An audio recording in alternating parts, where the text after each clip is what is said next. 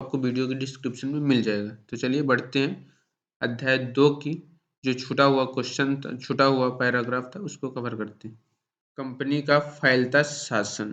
तो यदि हम 1757 से 1857 के बीच ईस्ट इंडिया कंपनी के द्वारा भारतीय राज्यों पर कब्जे की प्रक्रिया को देखें तो कुछ महत्वपूर्ण बातें सामने आती हैं। किसी अनजाने इलाके में कंपनी ने सीधे सैनिक हमला प्रहार नहीं किया।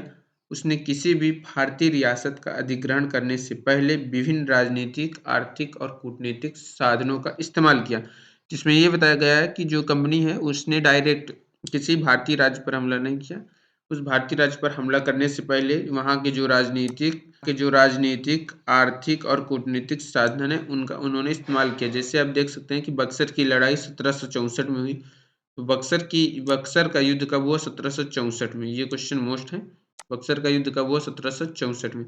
के बाद कंपनी ने भारतीय रियासतों में रेजिडेंट तैनात कर दिए।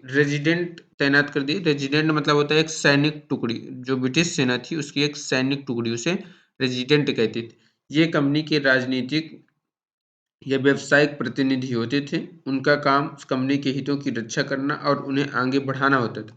जो रेजिडेंट होते थे उनका जो काम होता था, जो कंपनी का हित है उसको उसकी रक्षा करना और उनके जो व्यापार है उनको आगे बढ़ाना। और रेजिडेंट के माध्यम से कंपनी के अधिकारी भारतीय राज्यों के भीतरी मामलों में भी दखल देने लगे थे। अगला राजा कौन होगा, किस पद पर किसको बिठाया जाएगा, इस तरह की चीजें भी कंपनी के अफसर ही तय करना चाहते थे। कई बार कंपनी ने रियासतों पर सहायक संधि भी थोप दी। जो रियासत इस बंदोबस्त को मान लेते थे उसे अपनी स्वतंत्र सेनाएं रखने का अधिकार नहीं रहता था, उसे कंपनी की तरफ से सुरक्षा मिलती थी। ये सहायक संधि क्या होती थी? तो सहायक संधि ये होती थी कि जो भी रियासत सहायक संधि मान लेता था वो अपनी पहली बात तो सेना खो देता था, सेना भंग कर देता था। और दूसरी बात ये कि उसे कंपनी की सुरक्षा प्राप्त होती थी और कंपनी की सेना वहाँ रहती थी। और कंपनी की सेना का खर्च कौन उठाता था? वहाँ का मुगल बादशाह उठाता था, जो भी बादशाह हुआ करता था। और सहायक सेना के रखरखाव के लिए वे कंपनी को पैसा देती थी। अगर भारतीय शासक रकम अदा करने में चूक जाते तो जुर्माने के तौर पर उनका इलाका कंपनी अपने कब्जे में ले लेती। और जब सहायक संधि उन्होंने भारतीय राज्यों से कर ली तो भारतीय राज्यों की जब सहायक संधि कर ली तो वो अपनी एक सेना रखते थे उस राज्य पर। तो उस सेना का खर्च कौन चुकाता था? तो वहाँ का राजा चुकाता था। लेकिन अगर राजा के पास पैसा नहीं होता था तो वहाँ की कंपनी किस्त बाउंस के चार्ज में क्या रख लेती थी? वहाँ का भूभाग रख लेती थी, इलाका अपने कब्जे में ले लेती थी। ठीक है। उदाहरण के लिए जब रिचर्ड बेलेजली गवर्नर जनरल 1798 से 1805, तो जो गवर्नर जनरल लॉर्ड वेलेस्ली था, गवर्नर जनरल 1798 से 1805 में बन के आया। उस समय अवध के नवाब को 1801 में अपना आधा इलाका कंपनी को सौंपने के लिए मजबूर किया गया, क्योंकि नवाब सहायक सेना के लिए पैसा अदा करने में चूक गए थे। तो जब वहां का लॉर्ड वेलेस्ली गवर्नर जनरल 1798 से 1805 बन के आया तो अवध का उसने आधा राज्य छीन लिया, क्योंकि वे सहायक सेना के लिए पैसा नहीं चुका पाए थे, इसलिए उसका आधा राज्य छीन लिया गया। ठीक है। रेजिडेंट की ताकत क्या होती थी? तो कंपनी द्वारा नियुक्त किए गए रेजिडेंट्स के बारे में स्कॉटलैंड के एक प्रसिद्ध अर्थशास्त्री जेम्स मिल ने भारतीय इतिहास को खंडन किया था।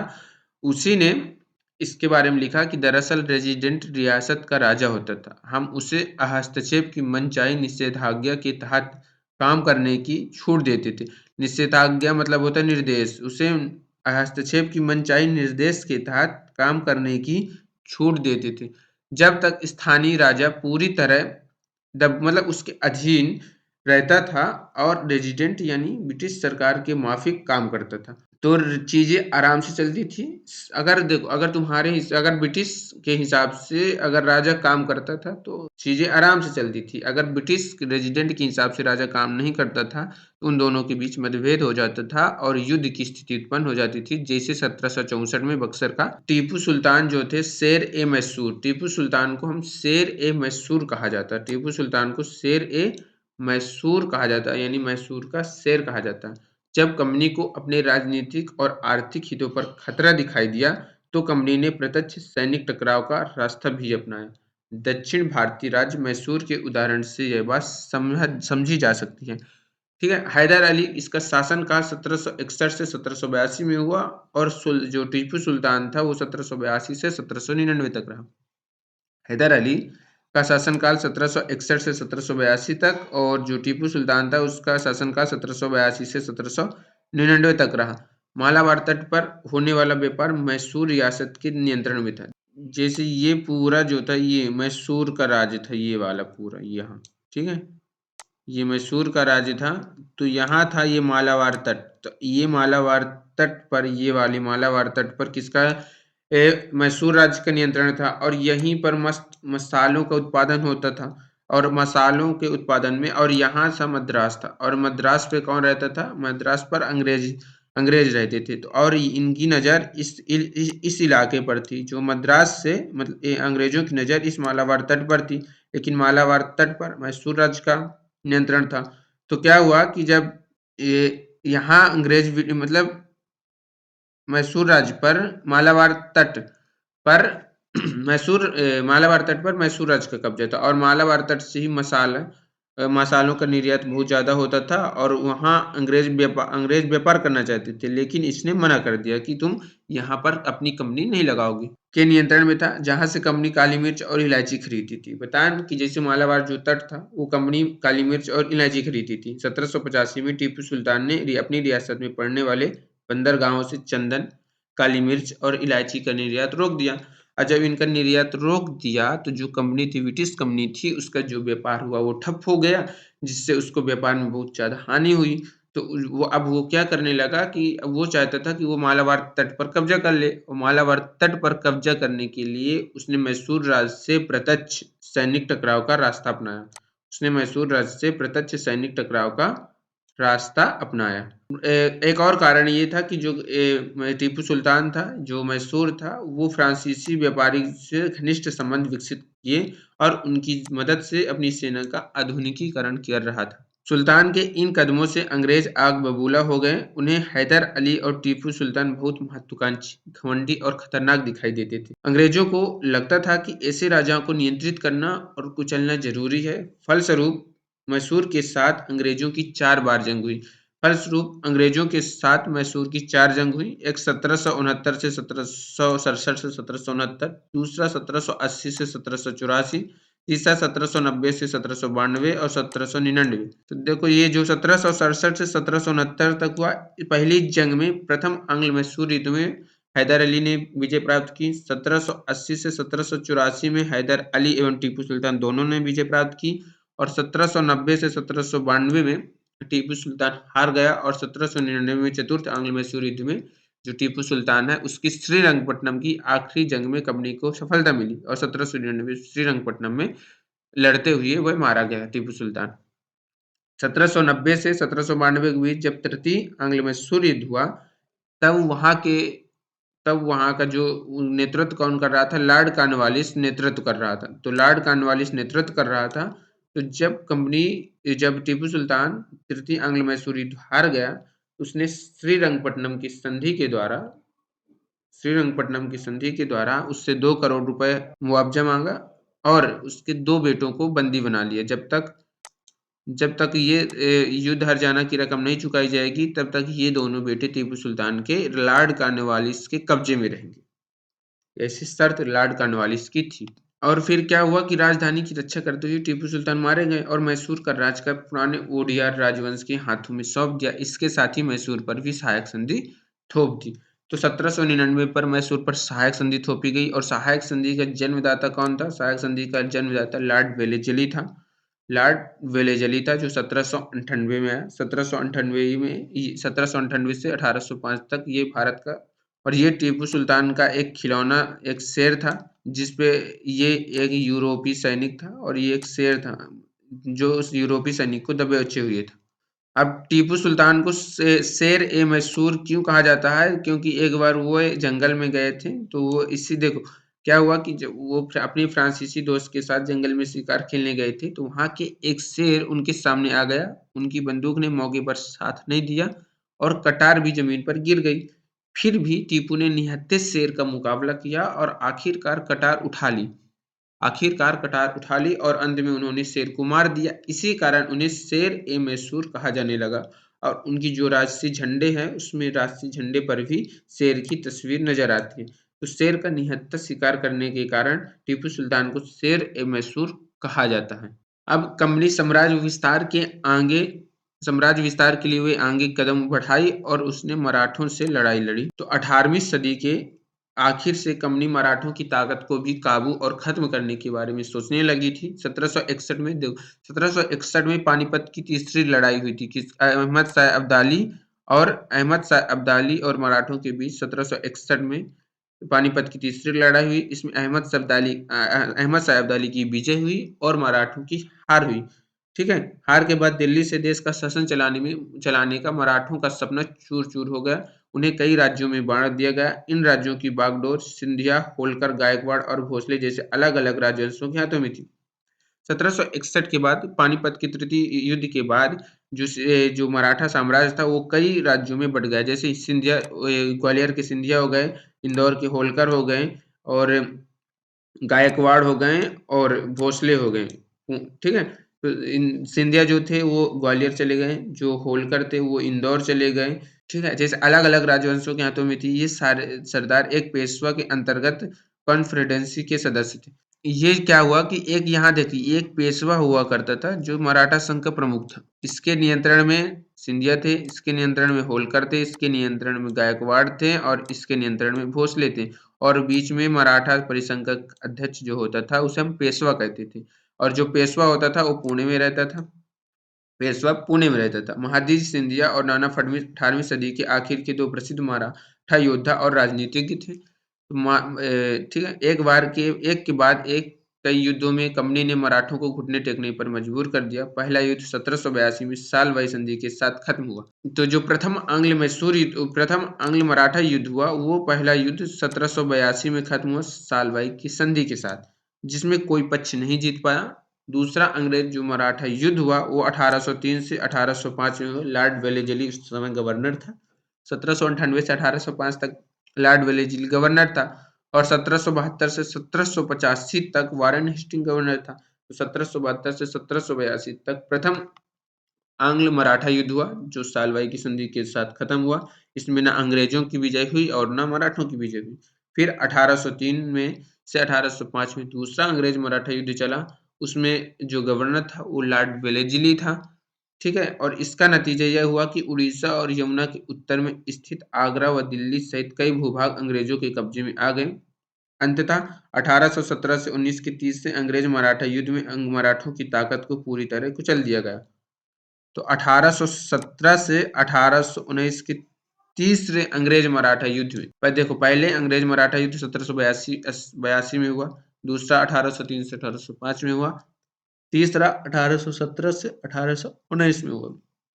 और पेशवा को पुणे से हटाकर कानपुर के पास बिठूर में पेंशन पर भेज दिया गया। अब बिंद के दक्षिण में स्थित पूरे भूभाग पर कंपनी का नियंत्रण हो चुका था और मराठों पर भी अब सहायक संधि थोप दी गई। और जो वहां का पेशवा था, पेशवा को कानपुर के पास बिठूर कंपनी की सर्वोच्चता का दावा। तो उपर्युक्त विवरण से स्पष्ट है कि 19वीं सदी की शुरुआत से कंपनी क्षेत्रीय विस्तार की आक्रामक नीति पर चल रही थी। जो लॉर्ड हेस्टिंग था वो 1811 से 1823 तक गवर्नर जनरल के नेतृत्व में। तो लॉर्ड हेस्टिंग जो था वो 1813 से 1823 तक गवर्नर जनरल के पद पर रहा। उसने सर्वोच्चता की एक नई नीति शुरुआत की। तो वो कंपनी का विस्तार करना चाहता था और अपने आप को सर्वोच्च सिद्ध करना चाहता था। ठीक है, कंपनी का दावा था कि उसकी सत्ता सर्वोच्च है, इसलिए वह भारतीय राज्यों से ऊपर है और अपने हितों की रक्षा के लिए वह भारतीय रियासतों का अधिग्रहण करने या उनको अधिग्रहण की धमकी देने का अधिकार अपने पास मानती थी। यह सोच बाद में अंग्रेजों की नीतियों में दिखाई देती है।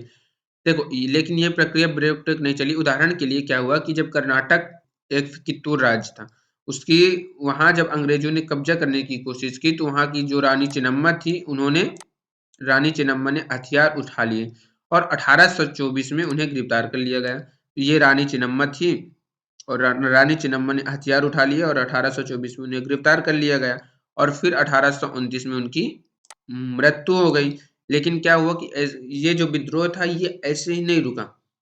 ये जो विद्रोह था वो ऐसे नहीं रुका और क्या हुआ कि वहाँ के जो लोकल लोग थे उन्होंने भी विद्रोह कर दिया और उन सबको 1830 में पकड़कर फांसी पर लटका दिया गया। और ऐसे ही जो प्रतिरोध है आप आगे पढ़ते चलेंगे कि 1857 का विद्रोह हुआ, 1800 कई विद्रोह हुए, आगे आप इस किताब में पढ़ेंगे। 1830 के दशक के अंत में ईस्ट इंडिया कंपनी रूस के प्रभाव से बहुत डरी हुई थी।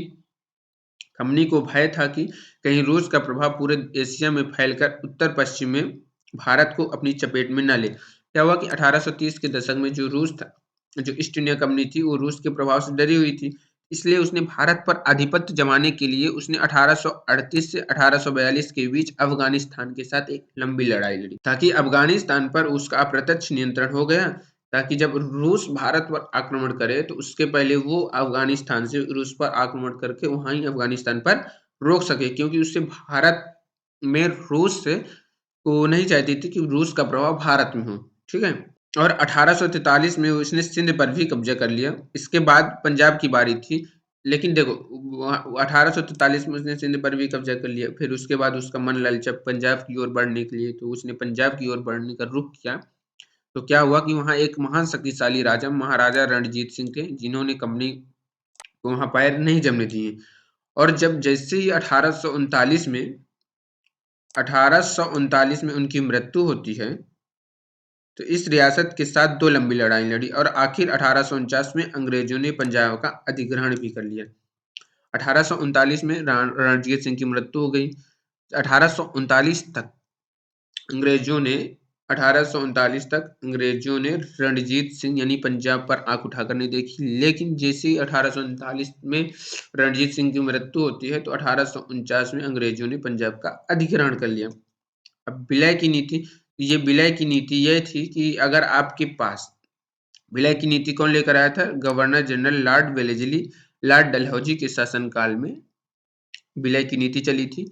और लॉर्ड डलहौजी जो था वो 1848 से 1856 तक गवर्नर जनरल था, बंगाल का गवर्नर जनरल था। और गवर्नर जनरल बने लॉर्ड डलहौजी के शासनकाल में जली डलहौजी ने एक नई नीति अपनाई, जिसे विलय की नीति। यह सिद्धांत ये इस तर्क पर था कि अगर किसी शासक की मृत्यु हो जाती है और उसका कोई पुत्र उत्तराधिकारी नहीं है, तो उस राज्य पर ब्रिटिश कंपनी का अधिकार होगा, उस राज्य पर ब्रिटिश कंपनी का अधिकार होगा। और इसके तहत उसने सतारा 1848, संबलपुर 1850, उदयपुर 1852, नागपुर 1853, झांसी 1854 अंग्रेजों के हाथ पर कब्जा कर लिया। और आखिरकार क्या हुआ कि 1856 में अवध जो था उसका एक वैध उत्तराधिकारी था, लेकिन अब लॉर्ड डलहौजी को अवध पर कब्जा करना था, तो उसने एक नई तरकीब निकाली। कहा कि देखो, जो अवध है वो कुशासन के आधार पर शासन कर रहा है, कुशासन से आजाद कराने के लिए कर्तव्य से बंधी हुई है। वहाँ कुशासन है, इसलिए हम अवध की जनता को कुशासन से आजाद कराने के लिए वहाँ के अवध पर अपना प्रत्यक्ष नियंत्रण स्थापित करते हैं। और इस प्रकार उसने अवध पर भी कब्जा कर लिया, जिससे जो वहाँ की जो प्रजा थी वो नाराज हो गई और उसने बढ़ चढ़कर 1857 के विद्रोह में भाग लिया। मतलब आपका एक होमवर्क है कि आप कल्पना कीजिए कि आप जो है नवाब जो है उसकी भतीजे हैं, और आपको बचपन से ये सिखाया जाता है कि आप बड़े होंगे तो आप राजगद्दी पर बैठेंगे, लेकिन एक दिन ऐसा आपको पता चलता है कि जो लॉर्ड डलहौजी है वो विलय नीति के कारण अंग्रेज आपको राजा नहीं बनने देंगे। इससे आपको कैसा लगेगा? और राजगद्दी पाने के लिए आप क्या करेंगी? ज़रा बताइए कमेंट में हमको। हम देखते हैं कि आप क्या कर सकते हैं अपनी राजगद्दी को बचाने के लिए और पाने के लिए। ठीक है? ये संबलपुर के वीर सुरेंद्र साय का चित्र है। नए शासन की स्थापना, गवर्नर जनरल वारेन हेस्टिंग 1773 से 1785 तक रहा। जो वारेन हेस्टिंग था वो प्रथम गवर्नर जनरल था। पहले देखो, पहले गवर्नर हुआ करते थे केवल बंगाल के, फिर 1773 से गवर्नर जनरल हुए। जो वारेन हेस्टिंग जो प्रथम गवर्नर जनरल था वो 1773 से 1785 तक रहा। उन बहुत सारे महत्वपूर्ण व्यक्तियों में से था जिन्होंने कंपनी की ताकत फैलाने में अहम भूमिका अदा की। वारेन हेस्टिंग के समय तक आते आते कंपनी न केवल बंगाल बल्कि बंबई और मद्रास में भी सत्ता स्थापित हासिल कर चुकी थी। देखो, वारेन हेस्टिंग के समय पहले वारेन हेस्टिंग के पहले बंगाल पर केवल कब्जा हुआ करता था, लेकिन जब वारेन हेस्टिंग आया उसके बाद बंबई और मद्रास में भी ब्रिटिश कंपनी सत्ता स्थापित कर चुकी थी और ब्रिटिश इलाके मोटे तौर पर प्रशासनिक इकाइयों में बटे हुए थे, जिन्हें प्रेसिडेंसी कहा जाता था।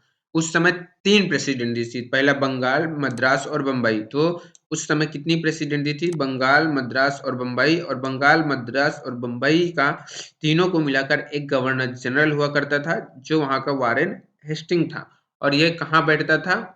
ये जो बंगाल में बैठता था, ठीक है। हर एक का शासन गवर्नर के पास होता था, सबसे ऊपर गवर्नर जनरल होता था। वारेन हेस्टिंग ने कई प्रशासकीय सुधार किए, न्याय के क्षेत्र में उसके सुधार खास तौर से उल्लेखनीय। क्या हुआ? 1772 से एक नई न्याय व्यवस्था स्थापित की गई। इस व्यवस्था में प्रावधान किया गया कि हर जिले में 2 अदालतें होंगी। न्याय व्यवस्था में व्यवस्था किया गया कि हर जिले में 2 अदालतें होंगी, एक फौजदारी अदालत और एक दीवानी अदालत। दीवानी अदालतों के मुखिया यूरोपीय जिला कलेक्टर होते थे। जो फौजदारी अदालत जहाँ मार काट का वो करते थे, और दीवानी अदालत जहाँ जमीन उमीन की, मतलब चोरी वोरी का फौजदारी न्यायालय में, और जहाँ अगर कोई जमीन का मामला है, आंतरिक मामला है, तो वहाँ दीवानी अदालत में करते थे। दीवानी अदालत का जो मुखिया होता था वो कलेक्टर होता था। दीवानी अदालत का जो मुखिया होता था वो जिला कलेक्टर होता था। और मौलवी और हिंदू पंडित उनके लिए भारतीय कानूनों की व्याख्या करते थे। फौजदारी अदालतें अभी भी काजी और मुफ्ती के ही अंतर्गत थी, लेकिन वे भी कलेक्टर की निगरानी में थी। जो फौजदारी न्यायालय थी वो काजी और मुफ्ती के अंतर्गत थी, और लेकिन वो भी कलेक्टर की निगरानी में थी।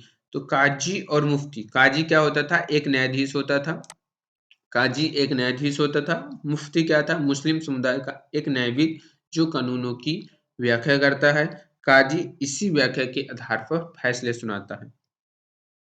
मुस्लिम समुदाय का एक न्यायविद जो कानूनों की व्याख्या करता है। देखो, जो मुफ्ती होता था वो एक मुस्लिम समुदाय का न्यायविद होता था, जो कानूनों की व्याख्या करता था, और इसी कानून की व्याख्या के हिसाब से काजी जो था फैसला सुनाता था। महाभियोग क्या है? महाभियोग जैसे राष्ट्रपति को हटाते हैं, या किसी का दुराचार के हिसाब से साबित हो गया, तो उसे हम संसद में, जैसे देखिए, जब इंग्लैंड के हाउस ऑफ कॉमन्स में किसी व्यक्ति के खिलाफ दुराचरण का आरोप लगाया जाता है, तो उसे हाउस ऑफ लॉर्ड्स में उस व्यक्ति के खिलाफ मुकदमा चलता है। इसे महाभियोग कहा जाता है। एक बड़ी समस्या यह थी कि ब्राह्मण पंडित धर्मशास्त्र की अलग अलग शाखाओं के हिसाब से स्थानीय कानूनों की अलग अलग व्याख्या करते थे। धर्मशास्त्र, धर्मशास्त्र क्या है? तो संस्कृत की ऐसी कृतियां जिन्हें सामाजिक तौर तरीकों और आचरण के सिद्धांतों की व्याख्या की जाती है, ये धर्मशास्त्र ईसा पूर्व 500 वर्ष से भी पहले लिखे गए थे।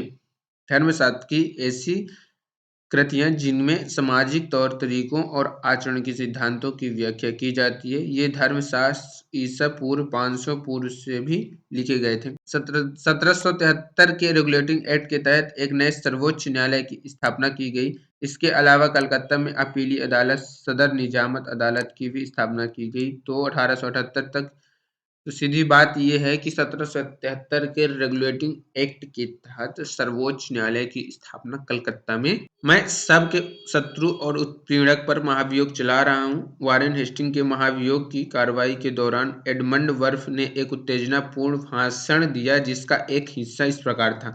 तो महाभियोग की आप समझ चुके होंगे कि महाभियोग क्या है। तो महाभियोग ये है, तो मैं उनके हेस्टिंग के ऊपर भारत के लोगों की ओर से महाभियोग चला रहा हूँ, जिनके अधिकारियों को उन्होंने पैरों तले द्रोण दिया और जिनके देश को उन्होंने रेगिस्तान बना दिया। अंत में मानव स्वभाव के नाम पर, स्त्री पुरुष के नाम पर, हर उम्र के नाम पर, हर ओहदे के नाम पर मैं सबके साझा शत्रु और सबके उत्पीड़क पर महाभियोग चला रहा हूँ। ये कौन कह रहा था? तो एडमंड बर्फ ने एक भाषण दिया महाभियोग, वारेन हेस्टिंग के महाभियोग पर। अब हम कंपनी की फौज की बात करें।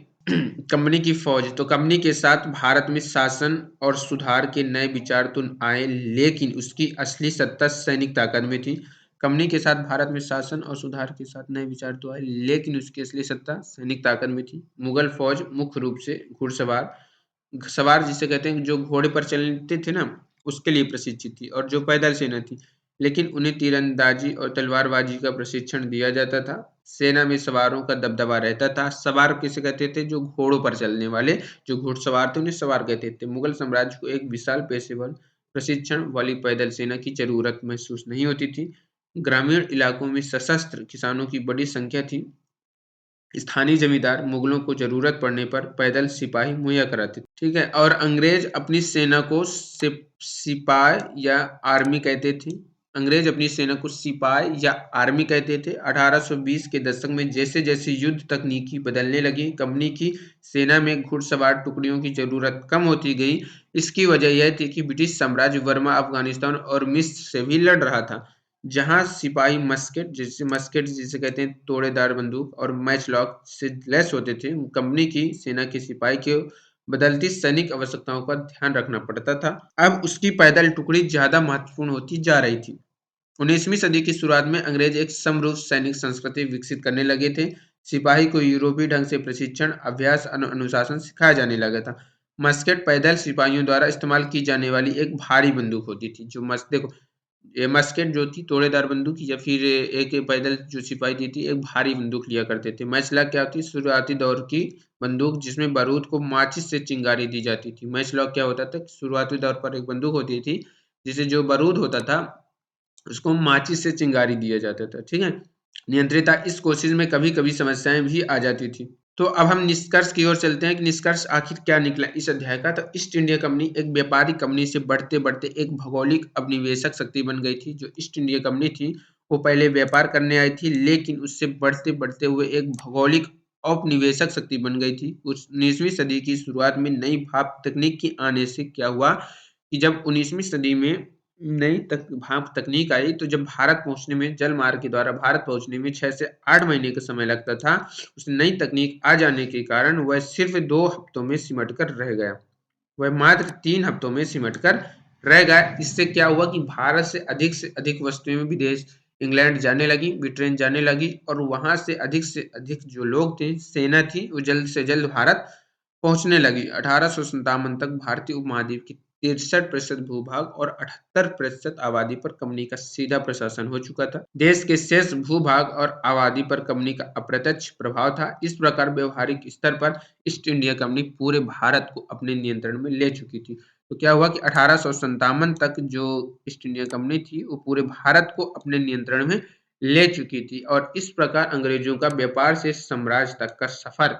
क्या हुआ कि दक्षिण में अफ्रीका में एक दास व्यापार हुआ करता था कि वहाँ के जो डच व्यापारी थे वो वहाँ के लोगों को जबरन पकड़कर, दासों की संख्या 36,774 थी। क्या हुआ कि 1824 में केप आने वाले एक यात्री ने वहां होने वाली नीलामी का आंखों देखा ब्यौरा किया। तो वहाँ जो डच व्यापारी थे वो क्या हुआ करते थे कि यह मालूम होने पर कि पशु कृषि उत्पादों की नीलामी होने वाली है, हमने अपनी गाड़ी नए बैल खरीदने के लिए रोक दी। नीलामी के माल में एक स्त्री दास और उसके 3 बच्चे थे। किसानों ने पशुओं के समान ही उन्हें परखा, उन्हें अलग अलग अलग खरीदारों को बेच दिया गया। माँ ने चिंता, वेदना और आंसू भरी आंखों से बच्चों की तरफ देखा। दुखी बच्चे व्याकुल माँ बाप से चिपक गए। यह दृश्य दिल को पिघलाने वाला था। इसके विपरीत मौजूद दर्शकों के चेहरे हंसते हुए एक असंवेदनशील थे। चलिए हम ये क्वेश्चन हल कर लेते हैं कि दीवानी जो था वो भू राजस्व वसूल करने का अधिकार था। जो शेर ए मैसूर टीपू सुल्तान को हम कहते थे। फौजदारी जो अदालत थी, एक फौजदारी अदालत ही होती थी। सिपाही को रानी चिन्नम्मा कित्तूर में अंग्रेजों विरोधी आंदोलन का नेतृत्व किया। सिपाही को हम सिपाही कहते थे। और वारेन हेस्टिंग जो था भारत का प्रथम गवर्नर जनरल था। बंगाल पर अंग्रेजों की जीत प्लासी की जंग से शुरू हुई। और हैदर अली और टीपू सुल्तान मैसूर के शासक थे। डलहौजी ने विलय नीति का सिद्धांत लागू किया। मराठा रियासतें मुख्य रूप से भारत के दक्षिण भाग में स्थित थी, ठीक है। मुगल साम्राज्य 18वीं सदी में मजबूत होता गया, गलत है ये। English east India company Bharat के साथ व्यापार करने वाली एकमात्र यूरोपीय कंपनी थी, ये गलत है। महाराजा रणजीत सिंह पंजाब के राजा थे, ये सही है। और अंग्रेजों ने अपने कब्जे वाले इलाकों में कोई प्रशासकीय बदलाव नहीं किए, ये गलत है। जो पहला वीडियो है कि जो वास्तविक संख्याएं मतलब जितनी भी संख्याएं होती है उसके बारे में बताया है।